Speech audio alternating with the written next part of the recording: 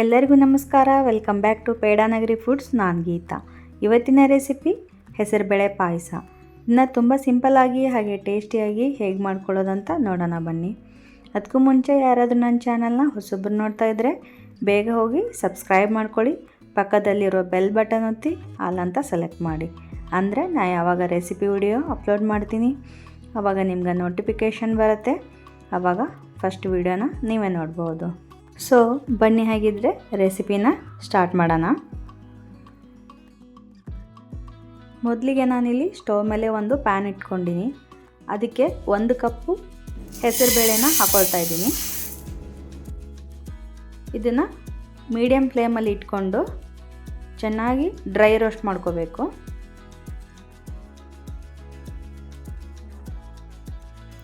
ನೋಡಿ, ಲೈಟಾಗಿ colour change ಆಗ್ತಾ ಇದೆ. ಫ್ಲೇಮ್ ಮೀಡಿಯಮ್ಮಾಗೆ ಇಟ್ಕೊಳ್ಳಿ, ತುಂಬ ಸೀದ್ಸಕ್ಕೆ ಹೋಗಬೇಡಿ. ಲೈಟಾಗಿ ಬ್ರೌನ್ ಆದರೆ ಸಾಕು. ನೋಡಿ, ಈ ಥರ ಆದರೆ ಸಾಕು. ಇವಾಗ ಇದನ್ನು ಒಂದು ಬೌಲ್ಗೆ ತಗೊಳ್ತಾ ಇದ್ದೀನಿ ನಾನು. ಇದು ಬೇಳೆ ಎಲ್ಲ ಕಂಪ್ಲೀಟಾಗಿ ತಣ್ಣಗಾಗಲಿ. ನಂತರ ನಾನು ಇದಕ್ಕೆ ಒಂದಿಷ್ಟು ನೀರನ್ನು ಹಾಕಿಬಿಟ್ಟು ಇದನ್ನು ಚೆನ್ನಾಗಿ ವಾಶ್ ಮಾಡ್ಕೋಬೇಕು.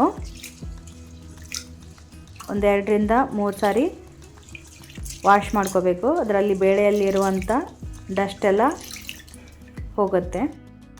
ಇದನ್ನು ವಾಶ್ ಮಾಡ್ಕೊಂಬರ್ತೀನಿ. ನಂತರ ನಾನು ಒಂದು ಸಣ್ಣ ಕುಕ್ಕರಿಗೆ ಆ ವಾಶ್ ಮಾಡಿದಂಥ ದಾಲನ್ನು ಹಾಕ್ತಾಯಿದ್ದೀನಿ.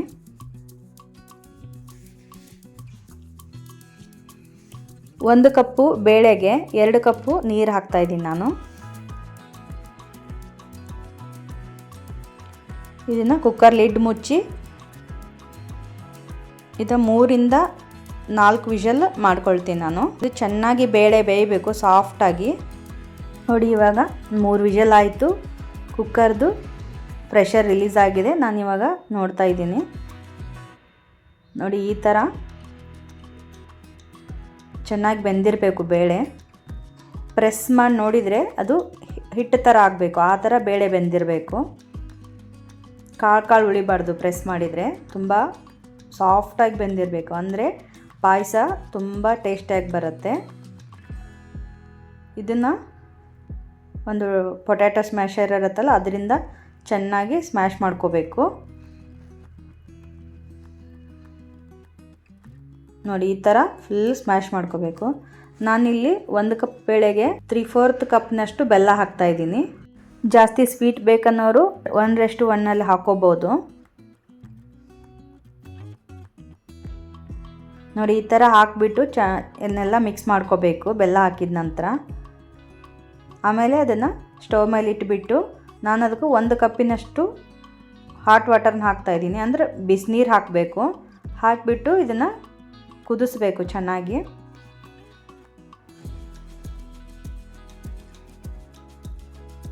ನೋಡಿ, ಇವಾಗ ಕುದೀತಾ ಇದೆ.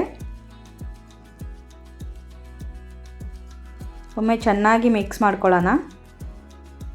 ನೋಡಿ, ಈ ಥರ ಕನ್ಸಿಸ್ಟೆನ್ಸಿಯಲ್ಲಿ ಇರಬೇಕು. ಇವಾಗ ಇದಕ್ಕೆ ನಾನು 1/4 ಕಪ್ನಷ್ಟು ಒಣಗಿದ ತೆಂಗಿನ ತುರಿನ ಹಾಕ್ತಾಯಿದ್ದೀನಿ. ಕೊಬ್ಬರಿ ತುರಿ, ಒಣಗಿರೋದು ಕೊಬ್ಬರಿ ತುರಿ ಹಾಕ್ತಾಯಿದ್ದೀನಿ. ಆಮೇಲೆ 1 ಟೀ ಸ್ಪೂನಷ್ಟು ಏಲಕ್ಕಿ ಪುಡಿನೂ ಹಾಕಿಬಿಟ್ಟು ಇದನ್ನು ಒಂದು ಸಲ ಚೆನ್ನಾಗಿ ಮಿಕ್ಸ್ ಮಾಡ್ಕೊಳ್ಳೋಣ. ನೋಡಿ, ಈ ಕನ್ಸಿಸ್ಟೆನ್ಸಿಲಿದ್ದರೆ ನಿಮ್ಗೆ ಆರಿದ ಮೇಲೆ ಸ್ವಲ್ಪ ಇನ್ನೂ ಗಟ್ಟಿಯಾಗತ್ತಿದು. ಕೊಬ್ಬರಿ ತುರಿ ಹಾಕಿದ ನಂತರ ಒಂದು 30 ಸೆಕೆಂಡ್ಸು ಬೇಯಿಸ್ಕೊಳ್ಳೋಣ. ನೋಡಿ, ಇವಾಗ ಚೆನ್ನಾಗಿ ಕುದೀತಾ ಇದೆ. ಇವಾಗ ಸಾಕು. ಇವಾಗ ಸ್ವಿಚ್ ಆಫ್ ಮಾಡೋಣ ಫ್ಲೇಮು. ನಂತರ ನಾನಿಲ್ಲಿ ಸ್ಟವ್ ಮೇಲೆ ಒಂದು ಚಿಕ್ಕ ಪ್ಯಾನನ್ನು ಇಟ್ಕೊಂಡಿದ್ದೀನಿ. ಅದಕ್ಕೆ ಒಂದು 2 ಟೇಬಲ್ ಸ್ಪೂನು ತುಪ್ಪ ಹಾಕ್ಕೊಳ್ತಾ ಇದ್ದೀನಿ. ತುಪ್ಪ ಎಲ್ಲ ಕರಗಿದ ನಂತರ ಒಂದು ಸ್ಮಾಲ್ ಬೌಲ್ನಷ್ಟು ಗೋಡಂಬಿ ಹಾಕ್ಕೊಳ್ತಾ ಇದ್ದೀನಿ.